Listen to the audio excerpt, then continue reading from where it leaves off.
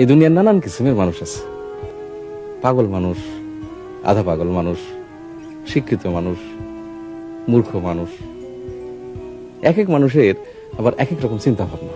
Madam, মানুষ যখন একা থাকে তখন কিন্তু আসলে সে একা থাকে না, তার মনের ভিতরের মানুষগুলো তাকে ঘিরে থাকে।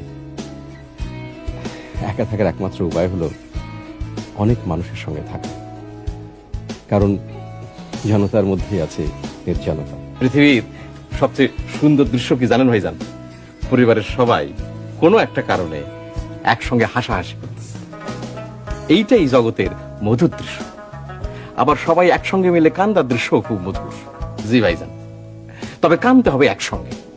এই যেমন ধরেন, আপনার মায়ের যখন মৃত্যু হবে আপনারা সবাই মিলে কাঁদবেন, সেই দৃশ্য বড় মধুর দৃশ্য হবে। এক এক মানুষের আবার এক এক রকম চিন্তা ভাবনা। এই যেমন ধরেন, আমরা এসে যদি কেউ বলে যে হাসান মিয়া, তোমার আমি সারা দুনিয়া ঘুরে দেখাবো, বিনিময়ে তোমার চোখ দুইটা দিতে হবে, বাকি জীবন অন্ধ থাকবা, আমি রাজি হয়ে যাব, আনন্দের সঙ্গে রাজি হব। কারো মনে তুমি দিও না আঘাত, সে আঘাত লাগে কাবার গায়ে। মানুষ মনে আঘাত দেওয়া বিরাট অপরাধ।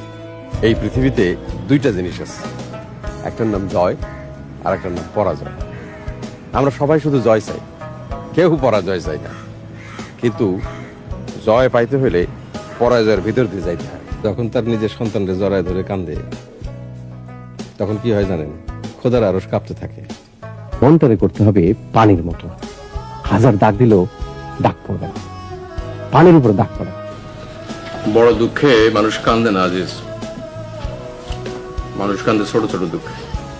কষ্টের কথা কি বলিব, কষ্ট